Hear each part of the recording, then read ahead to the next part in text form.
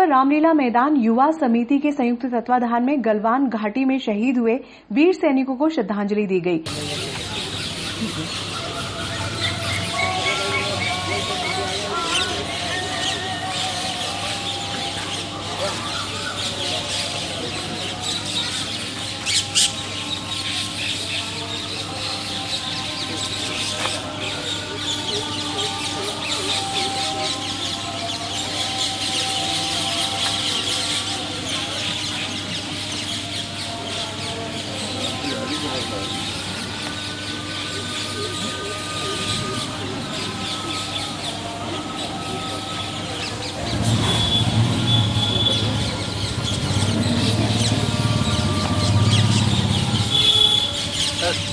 भारतीय सेना सेवानिवृत्त सैनिकों ने दीप प्रज्वलन कर श्रद्धांजलि सभा का श्री गणेश किया। इस अवसर पर पूर्व कैबिनेट मंत्री सुल्तान सिंह शेखावत, मजदूर नेता जगमाल सिंह राठौर, सांसद प्रतिनिधि प्रकाश जैन, डीके गांधी आदि मौजूद थे। सोशल डिस्टेंसिंग का ध्यान रखकर गिरधारी सिंह शेखावत ने सभी को चीनी वस्तुओं के बहिष्कार की भी शपथ दिलाई। सैनिकों की तरफ से तो बिरला ग्राम क्षेत्र के द्वारा जो हमारे देश के जाबाज जवान जो बॉर्डर पे हमारे देश की रक्षा कर रहे थे, वहाँ पे चाइना बॉर्डर और हिंदुस्तान के बॉर्डर के कुछ विवाद होने के कारण वहाँ पे शहीद हो गए हैं। उन शहीदों को हम श्रद्धासुमन अर्पित करते हैं, उनके चरणों में नमन करते हैं। आज हम सुरक्षित हैं तो इन जवानों के कारण सुरक्षित हैं, हमारा देश सुरक्षित है। लेकिन ये चाइना इस बात को नहीं समझे कि ये युवाओं का देश है, ये वो देश नहीं है जो किसी गिद्दड़ भभकी से चले। हमारे देश के जवान अपनी सीमाओं के ऊपर 0 डिग्री के अंदर जिस तरीके से मुस्तैदी से ड्यूटी करते हैं और इस देश की रक्षा करते हैं, हमारी सीमा की सुरक्षा करते हैं, उन शहीदों को हम नमन करते हैं जिन्होंने अपने देश के लिए अपने प्राण निछावर कर दिए और निहत्थे रूप में जो उनके पास हथियार होते हुए भी उन्होंने संधि का कोई उल्लंघन नहीं किया। उन्होंने समझाने की कोशिश किया कि हमारी सीमा के अंदर आप घुसने की कोशिश नहीं करें। भारत माता की जय। मैं बलवान जो हमारे देश के बलवान गलवान घाटी में शहीद हुए हैं उनको नमन करता हूं, उनकी शहादत को नमन करता हूं। और ऐसी माता धन्य है जिन्होंने ऐसे सपूतों को पैदा किया है। चाइना ये सुन ले कि वो हम पर कभी भारी नहीं पड़ सकता। हमारे देश का बच्चा बॉर्डर पर जाने के लिए तैयार है, सक्षम बैठा है। हमें चीन का आर्थिक बहिष्कार करना चाहिए और ये संदेश देना चाहिए कि हम किसी मामले में चीन से कम नहीं है और उन्हें जो 1962 में गद्दारी की थी उसे सजा देने का वक्त आ गया है। मैं उम्मीद रखता हूं कि नागदावासी पूरे जोश शोश से हमारे पास में आर्मी सेवा ग्रुप द्वारा किए गए इस कार्यक्रम को दिल से लेंगे और जागृत जागने का कार्यक्रम है। धन्यवाद। जय हिंद, जय भारत। काम करता हूं और जिस तरह की कायराना हरकत चीन ने की है उससे आप और हम सब वाकिफ हैं। मैं आप सबसे सिर्फ इतना आग्रह करना चाहता हूं कि ये लड़ाई अब सिर्फ सीमा पे ना हो। अब वक्त आ गया है कि इस लड़ाई को हम सब मिलकर देश के अंदर भी लड़ें और देश के अंदर हम इस लड़ाई को ऐसे लड़ सकते हैं कि चीनी सामानों का पूर्णतः बहिष्कार, इसकी मांग हम उठाएं। इसके लिए हम जन जागरण करें, अपने मित्रों से बात करें, अपने रिश्तेदारों से बात करें, उनको बताएं कि चीन का खरीदा गया एक सामान जिससे चीन को आर्थिक लाभ होता है, उस आर्थिक लाभ से वो हथियार खरीदता है, हथियार बनाता है और उन हथियारों को हमारे सेना के जवानों की छाती पर चलाता है। इसलिए अब ये समय ऐसा नहीं है कि हम सिर्फ सेना के भरोसे बैठे या सरकार के भरोसे बैठे। अब चीन को सबक सिखाना है तो हम सबको मैदान में आना पड़ेगा और मैदान में आके और सिर्फ लोगों से ये बात करना पड़ेगी, उनको समझाना पड़ेगा। अगर हम अपने इस मिशन में सफल हो गए तो हम ये मानेंगे कि हम आधी लड़ाई चीन से हम सब मिलकर देश के अंदर रहकर सिर्फ इस तरीके से जीत सकते हैं। अपने प्राणों की आहुति देने वाले उन वीरों के लिए आयोजित इस श्रद्धांजलि सभा के अंदर उपस्थित हमारे वरिष्ठ श्री सुल्तान सिंह जी शेखावत जी, श्री जगमाल सिंह जी, पत्रकार और सांसद प्रतिनिधि प्रकाश जैन साहब, हमारे सर गांधी सर जी, राम सिंह जी शेखावत, गिरधारी सिंह जी शेखावत, हमारे आर्मी ग्रुप के सभी सदस्यगण, सामाजिक मंडल के सभी सदस्यगण और उपस्थित मेरे नौजवान साथियों, मित्रों, आज की इस सभा में मेरे से पूर्व वक्ताओं ने अभी ये बताया है कि देश के लिए जो शहीद हुए हैं उनके साथ पूरा देश खड़ा है। निश्चित रूप से सीमा के ऊपर जो प्रहरी खड़ा होता है, जब उसको ये महसूस होता है कि पूरा देश मेरे साथ खड़ा है, तो वो अपनी जी जान लगा करके देश की रक्षा करता है।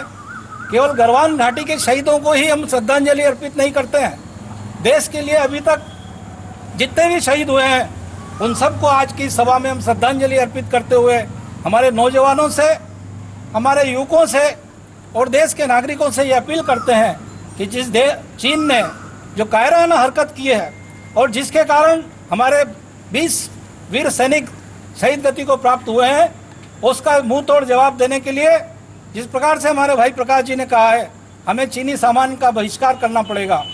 हमारे पास में बहुत सारे साथी पूछते हैं कि साहब हमारे पास तो MI का फोन है, अब क्या करें, इसको फेंके क्या? तो हम आपसे निवेदन करना चाहते हैं इस सभा के माध्यम से कि आपके पास जो सामान है उसको फेंकने की जरूरत नहीं है, क्योंकि उसका तो आप पेमेंट कर चुके हो, उसका लाभ वो ले चुका है। लेकिन भविष्य में हम कोई सामान, चीनी सामान नहीं खरीदे, निश्चित रूप से उस देश को बहुत बड़ा झटका लगेगा और हमारे देश के नौजवानों को रोजगार का रास्ता प्रशस्त होगा। हम पुनः उन सभी वीर सैनिकों को श्रद्धांजलि अर्पित करते हैं। भारत माता की जय। भारत माता की रक्षा के लिए अपने प्राण निछावर कर दिए, जिन्होंने हमारे भारतीय इतिहास को गौरवान्वित कर दिया, इनका हम बलिदान कभी व्यर्थ नहीं जाने देंगे। हम सभी संकल्प लें कि इसके लिए हमारा एक एक बच्चा लड़कर इनके बलिदान को व्यर्थ नहीं जाने देगा। यही एक सच्ची श्रद्धांजलि होगी। जय हिंद, जय भारत। श्रद्धा सुमन कार्यक्रम के निमित्त उपस्थित शोकाकुल बंधुओं, 15 और 16 तारीख की रात्रि में बिहार रेजिमेंट के गलवान घाटी के अंदर भारत के वीर जवानों ने चाइना के साथ में जिस प्रकार संघर्ष किया, बहुत लोगों के मन में ये प्रश्न उठ रहा है कि भारत की सरकार ने या भारत की आर्मी ने हथियारों का प्रयोग क्यों नहीं किया। इस संबंध में आपको एक बात स्पष्ट बताना चाहता हूं। 3 समझौते पहले आर्मी के साथ में और चाइना के साथ में हो चुके हैं, 1998 में, 2005 में, 2008 में, कि उस सीमा पर दोनों ही पक्ष हथियारों का प्रयोग नहीं करेंगे, बातचीत से, संवाद से उसको हल करेंगे। इसीलिए हमारे जो जवान थे उनके पास हथियार उस समय उपयोग करने के लिए नहीं दिए गए थे। चाइना ने भी, उनके जवानों ने भी पत्थरों का उपयोग किया है। इसलिए ये चीज़ें हमारे भ्रम में से निकल जाना चाहिए कि हमारी सेना को छूट क्यों नहीं दी गई, बाद में छूट क्यों दी गई। इसका मूल कारण ये है, पूर्ववर्ती जो देवेगौड़ा जी की सरकार थी उसने, और बाद में 2 प्रधानमंत्रियों ने और ने उसका निर्णय लेकर के इस प्रकार के एग्रीमेंट किए थे। उस एग्रीमेंट के कारण वहाँ नियत्ते रहना पड़ा और नियत्ते के कारण उन्होंने कायराना हमला करके और उन लोगों को जिस प्रकार का व्यवहार किया वो आप सबके सामने है। बिहार रेजिमेंट की सेना ने 1962 में भी चीन को सबक सिखाया था और इसमें भी बिहार रेजिमेंट ने 45 लोगों को तो वहीं पर निपटा दिया और लगभग 50 लोग और उनके इतने घायल हो गए कि वो अभी भी अस्पतालों में पड़े हैं। पूरी ताकत के साथ में हमारी सेना ने मुकाबला किया। निश्चित रूप से हमारी बिहार रेजिमेंट, हमारी आर्मी, हमारी मिलिट्री को जो शपथ लेती है उस शपथ के तहत अपना पूरा अंजाम देती है। आज के अवसर पर बहुत कुछ कहने के लिए नहीं है, पर इतना जरूर है कि चाइना जिस प्रकार लगातार एक के बाद एक जहर घोलने का काम कर रहा है, पहले कोरोना नाम की बीमारी विश्व के अंदर लाए और उसके बाद लगातार इस प्रकार की हरकतें चाइना और चाइना पाकिस्तान के द्वारा भी इस प्रकार की हरकतें करवा रहा, बीच में नेपाल के द्वारा भी इस प्रकार की हरकतें कराने की कोशिश की। इन सारी बातों को समझने की आवश्यकता है और सबसे बड़ी मार होती है आर्थिक मार। आर्थिक मार निश्चित रूप से अगर हम चाइना के सामग्री का बहिष्कार करेंगे, चाइना की आर्थिक मार होगी और आर्थिक मार होने के कारण वो स्वयं जर्जर होकर के टूट जाएगा। भारत के विदेश मंत्री आदरणीय राजनाथ सिंह जी रशिया गए हैं 3 दिन के लिए। रशिया में विश्व के कई देश ऐसे मिलने वाले हैं। चाइना के खिलाफ आज इस प्रकार की परिस्थिति पैदा हो गई है कि दुनिया के 99% देश आज भारत के साथ में खड़ा है। भारत के यशस्वी प्रधानमंत्री नरेंद्र मोदी जी के नेतृत्व में इस प्रकार दुनिया का सारा समूह उनके साथ में खड़ा है। निश्चित रूप से इसका परिणाम आने वाले समय में देखने को मिलेगा। मैं अपनी ओर से, अपने परिवार की ओर से, अपने संगठनों की ओर से इन वीर जवानों को श्रद्धा सुमन अर्पित करता हूं और अपेक्षा करता हूं कि आने वाले समय में हम सब लोग इनको सच्ची श्रद्धांजलि वही होगी कि हम चाइना के सामग्री का बहिष्कार करेंगे। जय हिंद, जय भारत, भारत माता की जय। संकल्प है, शपथ तो क्या है, संकल्प है। अभी पूरे वक्ताओं ने बताया है कि चाइना का सामान का हम बहिष्कार करें। बहिष्कार करने के लिए अपन सब नागरिकों की एक जवाबदारी हो जाती है, इसलिए अपन हाथ यूं करके एक संकल्प करेंगे। मैं भारत का सजग नागरिक, जिम्मेदार नागरिक ये प्रतिज्ञा करता हूं कि केवल स्वदेशी वस्तुओं का ही उपयोग करूंगा, अपने देशभक्ति का परिचय दूंगा, चीनी वस्तु का बहिष्कार करूंगा, देश की आर्थिक उन्नति का संबल प्रदान करूंगा, अपने देश के सैनिकों का सम्मान करूंगा। भारत माता की जय। वंदे वंदे भारत माता की। वहीं गलवान घाटी पर शहीद हुए 20 सैनिकों को पुष्प अर्पित कर, मोमबत्ती जलाकर व 2 मिनट का मौन रखकर कांग्रेस कमेटी द्वारा विधायक दिलीप सिंह गुर्जर के नेतृत्व में श्रद्धांजलि अर्पित की गई।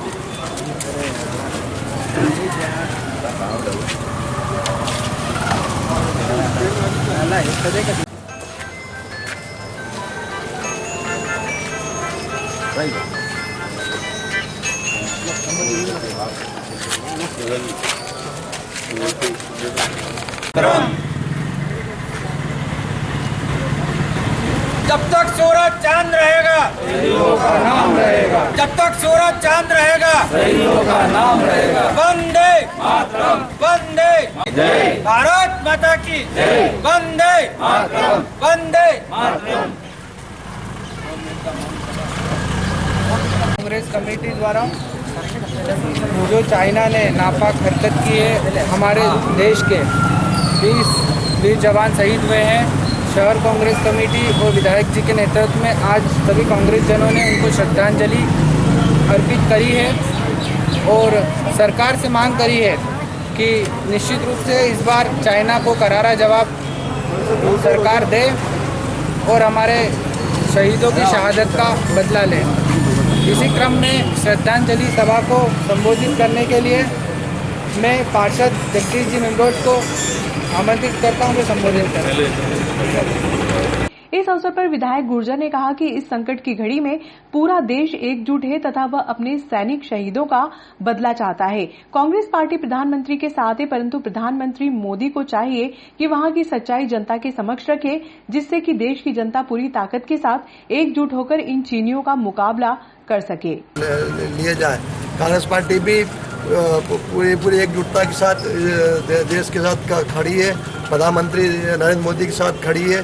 निश्चित रूप से परंतु कुछ सवाल आज जनता के जहन में है कि हमारे निहत्तर सैनिक और 10 करीब अधिकारी सैनिक पकड़ाए थे, हम उनको कैद करा था उन्होंने।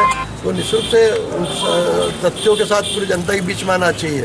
ये देश की सुरक्षा का सवाल है, तो पूरा यदि जनता के सामने जितनी सच्चाई आएगी उतनी ही हमारी देश की एक जनता एकजुट होगी और चीनों के खिलाफ करेगी। चुनाव के पहले लाल आग दिखाना अलग बात थी, आज पूरा देश उनका नरेंद्र मोदी के पीछे खड़ा, तो नरेंद्र मोदी को तत्काल एक्शन लेकर हमारी इस देश की रक्षा के लिए दायित्व उठाना चाहिए। हम देख रहे हैं कि मंत्रियों के भाषण बयान अलग है, प्रधानमंत्री के अलग है, पीएमओ के अलग है। तो निश्चित रूप से सबके एकजुटता होना दिखाने की आज आवश्यकता है। पूरा देश एकजुट होकर चीन के खिलाफ है हम लोग, पूरी ताकत के साथ उस पर हमारे सैनिकों के शहीदों का बदला लिया जाना चाहिए। और हम पूरे क्षेत्र की जनता की ओर से मैं अपने श्रद्धासुमन अर्पित करता हूँ और इन शहीदों का बलिदान व्यर्थ नहीं जाए, ऐसा हमारा पूरा इस देश की प्रधानमंत्री से हमारी मांग है। चीन ने हमारे धोखे से हमारे जो 20 जवान शहीद करे हैं उनका मैं पुरजोर विरोध करता हूं और जो जवान शहीद हुए उनके हार्दिक श्रद्धासुमन अर्पित करता हूं। शहर कांग्रेस अध्यक्ष की तरफ से वीर शहीदों को नमन, विधायक जी के नेतृत्व में श्रद्धासुमन अर्पित करा है। आज देश में शहादत, हमारे 20 सैनिकों की शहादत हुई है। हमारे सैनिक जो शहीद हुए उनका केवल कहने से कुछ नहीं होता। भारतीय जनता पार्टी जब सत्ता के बाहर थी तो पाकिस्तान के जवाबी हमला केवल करती थी और चीन को भी लाल आंखें दिखाने की बात करती थी। आज मौका है, आज चीन ने जो हरकत करी है कायराना, उसका जवाब देने का फुलजोर मौका है और चीन को उसकी भाषा में जवाब देके और अपने जो सैनिक शहीद हुए उनकी शहादत का बदला लेना चाहिए। जय हिंद जय भारत। मैं सबसे पहले हमारे जो वीर सैनिक शहीद हुए हैं उनको श्रद्धांजलि अर्पित करता हूँ इन शब्दों में। शहीदों की चिताओं पर लगेंगे हर बरस मेले, वतन पे मिटने वालों का यही बाकी निशान होगा। किंतु ये जख्मों को खुरेदने का भी वक्त है, समय है कि जो हमारे देश के प्रधान 56 इंच का सीना बताकर और देश की राजगद्दी पर आकर बैठे थे और उन्होंने कहा था कि पिछली सरकारों की जो आलोचना करते हैं लगातार देश की जनता उनसे पूछ रही है कि आपका 56 इंच का सीना क्या हुआ। पहले आपने जो हमारे 40 सैनिक शहीद हुए उनकी जांच आज तक नहीं हुई कि वो 300 किलो RDX कहाँ से आया था। आज भी उसके ऊपर कोई प्रश्न अगर उठाता है, उस पर कोई सवाल करता है तो देशद्रोही गद्दार हो जाता है। अजीब व्यवस्था चल रही है हमारे देश की। कोई प्रश्न नहीं पूछ सकता, केवल हम उनकी तारीफ करो। उनकी पर शहीद हुए हमारे वीर सपूतों को मैं प्रणाम करता हूं और सरकार से मांग करता हूं जो भी शक्ति है उस शक्ति को लगा करके चीन को मुंह तोड़ जवाब दें और एक के बदले में 10 सिर लाने वाले एक के बदले में 100 सिर लाए। जो विगत दिनों चीन के जो सैनिकों ने हमारे सैनिक पर वो पीछे से जो वार किया है वो बहुत ही निंदनीय है। वो जो शहीद हुए उनको सबको मैं नमन करता हूँ। मैं और मेरे परिवार की ओर से उन शहीद जो भी सैनिक उनको बहुत बहुत नमन करते हुए मैं आप लोगों को बता देना चाहता हूँ, जैसा कि आप मालूम पूरे भारत में आज रोष है चीन के जो वहाँ पे हमारे सैनिक शहीद हुए हैं, मगर यहाँ की सरकार वहाँ की स्थिति को स्पष्ट नहीं कर पा रही है। उनके प्रधानमंत्री का कुछ बयान लगाता है, वो गृह मंत्री का बयान लगाता है, वो रक्षा मंत्री का बयान लगाता है। वीर सपूतों का जो खून इस गूंगी बहरी सरकार के केंद्र में बैठे हुए उस 56 इंच के नेतृत्व में कब तक हमारा देश का जवान, कब तक हमारा भाई और बेटा, किसी का पति अपना जान देते रहेगा। वो 56 इंच के सीने वाले अब तो कम से कम जाग जाओ। जिस प्रकार से आपने वर्तमान में जब कांग्रेस की गवर्नमेंट हुआ करती थी और मनमोहन सिंह जी के लिए लव लेटर लिखने की बात, अन्य देशों से अपने संबंध रखने की बात कहाँ गई? कम से कम अब अपने हक और अधिकार और इस देश की जनता को सही वक्त पर सही समय और चाइना जैसे देश को जवाब देने का समय आ चुका है और आपको जवाब देना पड़ेगा। भारत की बॉर्डर पे गलवान के अंदर चीन के अंदर चीन की सेना ने हमारे गलवान की घाटी पे कब्जा कर लिया है और हमारे निहत्थे 20 जवानों को शहीद कर दिया है। हम उनको नमन करते हैं, उनकी शहादत को नमन करते हैं। आज हमारे देश के प्रधानमंत्री कहते हैं आत्मनिर्भर बनो। पहले हमारे ऊपर जो है 70% चाइना की वस्तुएं लाद दी, हमारे को पूरी तरह से चाइना के आइटम पे निर्भर कर दिया है। वहाँ पर लड़ते हुए 20 जवान शहीद हुए हैं। आज उन्हें हम अपनी श्रद्धांजलि अर्पित करने के लिए एकत्रित हुए हैं। हमें पूरा भारत हमारी पूरी कांग्रेस पार्टी बहुत दुख है, पूरे हिंदुस्तान को दुख है।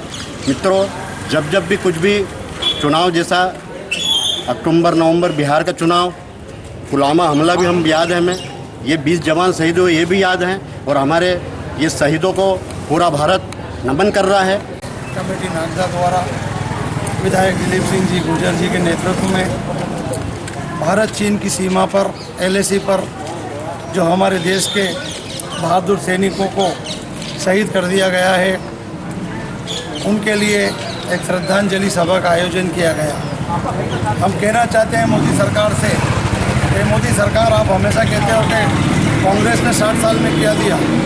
मैं बता देना चाहता हूँ कि कांग्रेस ने 60 साल में एक सशक्त भारत दिया, सैन्य भारत दिया, आधुनिक क्षमता वाले प्लेन, आधुनिक क्षमता वाले फाइटर प्लेन दिए। आप हमेशा जब भी कोई चुनाव आता है, पाकिस्तान से कुछ युद्ध हो जाता है, पुलवामा हमला हो जाता है, अब चीन का हमला हुआ है। इस चीन ने हमारे भारत के नौजवान बहादुर सैनिकों को घात लगाकर शहीद कर दिया है। जी के नेतृत्व में कांग्रेस कमेटी द्वारा जो चीन की बॉर्डर पर हमारे 20 सैनिक शहीद हुए हैं, हमारे वो 20 सैनिक नहीं शहीद हुए, उनके पूरे परिवार शहीद हुए, 20 परिवार शहीद हुए हैं। मेरा मोदी जी से कहना है कि मोदी जी, आप जवाब क्यों नहीं देते? किसने उनको आदेश दिया था निहत्थे जाने के लिए? किसने उनको कहा था कि आप भैया बिना हथियार के वहाँ पहुँचो? आपको इस देश की जनता को बताना पड़ेगा। मोदी जी, आप कब तक झूठ बोलते रहेंगे? मेरा इस अवसर पर मोदी जी से एक और बात कहना है कि आप कहते हैं कि चीन का सामान का बहिष्कार करो। क्या कारण है कि चीन के प्रधानमंत्री जी आपकी तारीफ कर रहे हैं, इस माहौल में भी आपकी तारीफ कर रहे हैं? आभार के बाद 2 मिनट का सभी लोग रखेंगे। शहीदों के शहादत को नमन करते हुए आज शहर कांग्रेस कमेटी और क्षेत्रीय विधायक श्री दिलीप सिंह जी गुर्जर के नेतृत्व में आज सभी यहाँ पर श्रद्धांजलि देने के लिए एकत्रित हुए हैं। आप सभी यहाँ पर आए, आप सभी का बहुत बहुत धन्यवाद।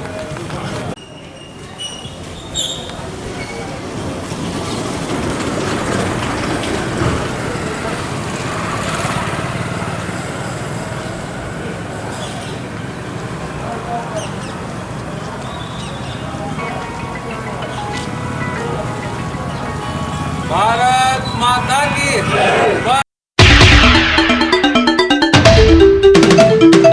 भारतीय किसान संघ ने नायब तहसीलदार को ज्ञापन सौंपा।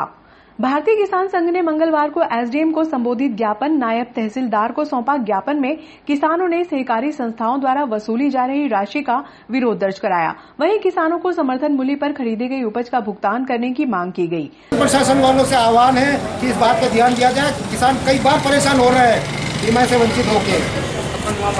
पिछली सोयाबीन का 500 रुपए बोनस की कर दिया था। जिंदाबाद, अभी तो ये लड़ाई है, आगे और लड़ाई है, अभी तो ये लड़ाई है, आगे और लड़ाई है। हम अपना अधिकार मांगते हैं, नहीं किसी से भीख मांगते, हम अपना अधिकार मांगते हैं, नहीं किसी से भीख मांगते। जिला प्रशासन होश में आओ, होश में आओ, होश में आओ। मध्य प्रदेश सरकार होश में आओ, होश में आओ, होश में आओ।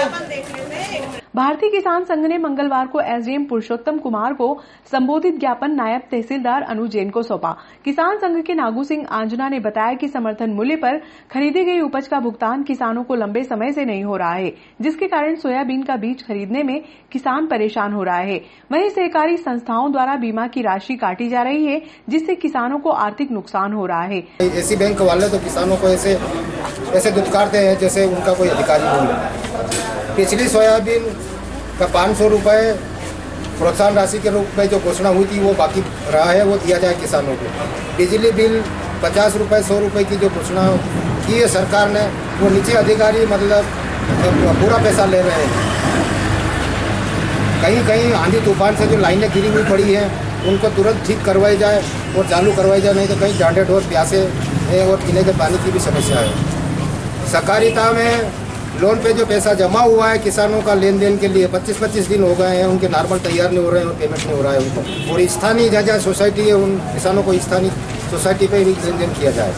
सहकारिता के सेक्रेटरी द्वारा स्थानीय सोसाइटी में लेन देन करने के बाद बजाय किसानों को नागदा बुलाया जा रहा है और परेशान किया जा रहा है। अप्रैल मई जून 3 माह के किसानों के KCC व अन्य लोन का ब्याज सरकार द्वारा माफ़ करने की घोषणा की गई थी, लेकिन आज तक वो अमल नहीं हुआ है। 2019 की सोयाबीन जो खराब हुई उससे राहत राशि से जो वंचित किसान है तो जोथान दिया गया, बाकी राहत राशि देने की तत्काल सरकार व्यवस्था करे। और जो बीमा बनता है किसानों का 100% खराब हो गई थी सोयाबीन, उसका बीमा भी तुरंत दिया जाए ताकि किसानों के अभी खेती में काम आए। कर्ज माफी के जिन किसानों को प्रमाण पत्र मिले हैं उनके खाते में शीघ्र पैसा जमा करवाया जाए। प्रधानमंत्री किसान सम्मान निधि से वंचित किसानों को भी वो निधि दिलवाई जाए। वर्तमान में खाद की आवश्यकता किसानों को बहुत जरूरी है, इसलिए DAP, इफ्को वगैरह ऐसा खाद तो तुरंत दिलवाया जाए, नहीं तो किसान बोनी कैसे करेगा। अतः श्रीमान से निवेदन है कि भारतीय किसान संघ तहसील नागदा यह मांग करता है कि विभिन्न समस्याओं का शीघ्र निराकरण करवाया जावे, अन्यथा भारतीय किसान संघ तहसील नागदा द्वारा आंदोलन के लिए बाध्य होगा और उसकी समस्त जवाबदारी आप शासन प्रशासन को होगी। हम हमारा अधिकार मांगते भारतीय किसान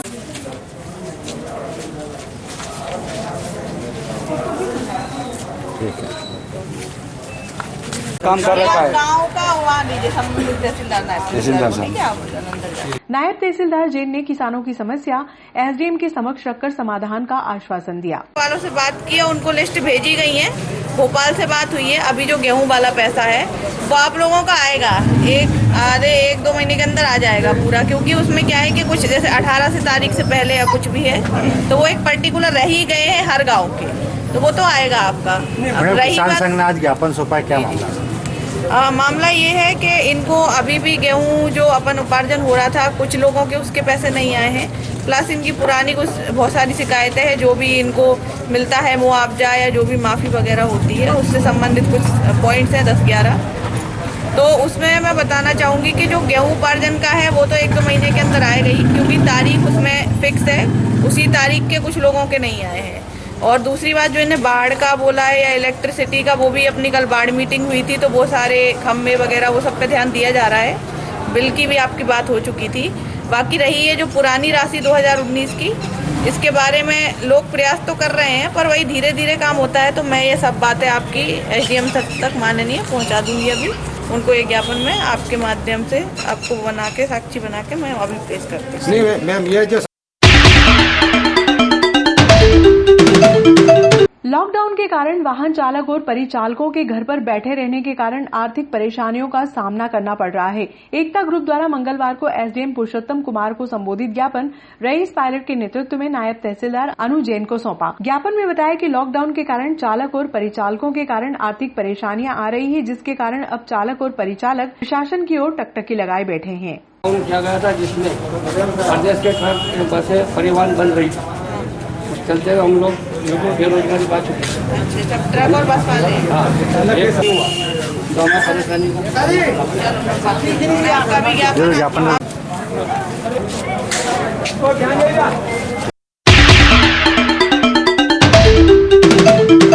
श्यामा प्रसाद मुखर्जी के बलिदान के बाद देश में पहली बार एक संविधान एवं एक विधान के तहत उनकी पुण्यतिथि मनाई जा रही है। कांग्रेस द्वारा नेहरू जी के समय एक देश में 2 विधान वाले नियम लागू कर रखा था, लेकिन प्रधानमंत्री मोदी वाली सरकार ने धारा 370 सहित अन्य धाराओं को हटाया, जिससे देश में एक संविधान व एक विधान लागू किया गया है। ये विचार राम सिंह शेखावत ने मां भुवनेश्वरी मंदिर में श्यामा प्रसाद मुखर्जी की पुण्यतिथि के अवसर पर कही।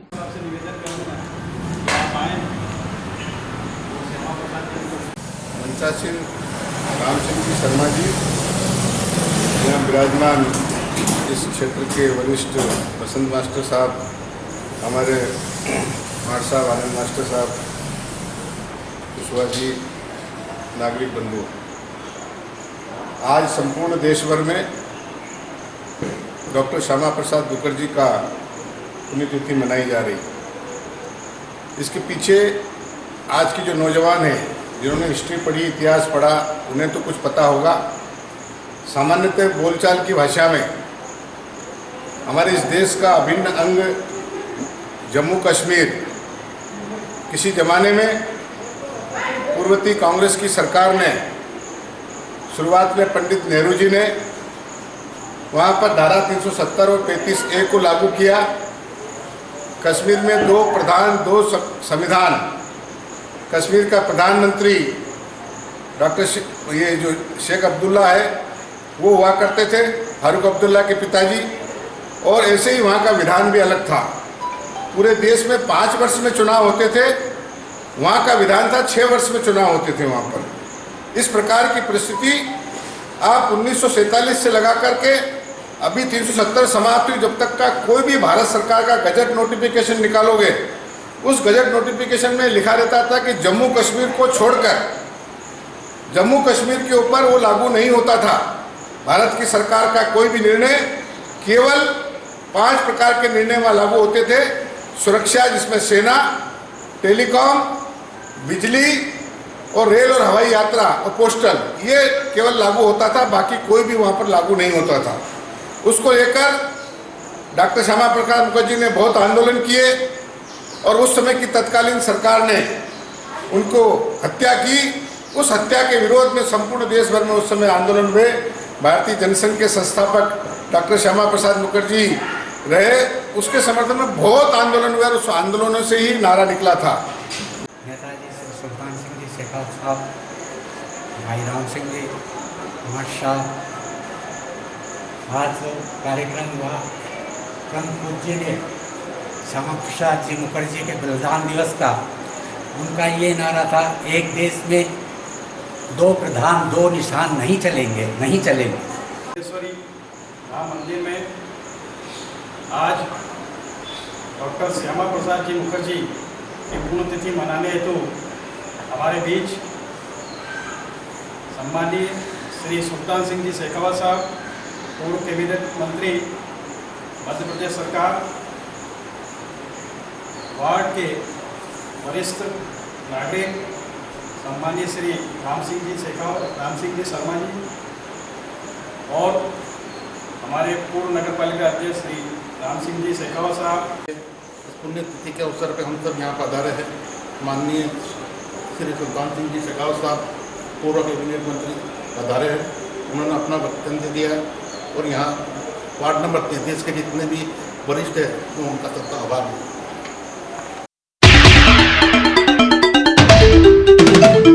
नागदा व्यापारी संघ सदस्यों द्वारा नगर पालिका अध्यक्ष अशोक मालवीय के जन्म दिवस पर उनके घर जाकर पुष्पमाला व पगड़ी पहनाकर उनको शुभकामनाएं प्रेषित की गई।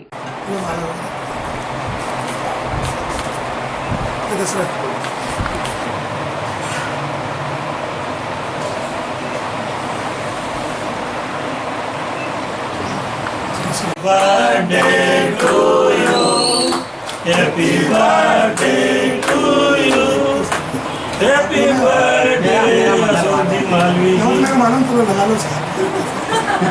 मुंह पे मत लगाना दिनेश भैया, जरा सा भी। हाँ हाँ, मुंह पे मत लगाना दिनेश भैया। हाँ, एक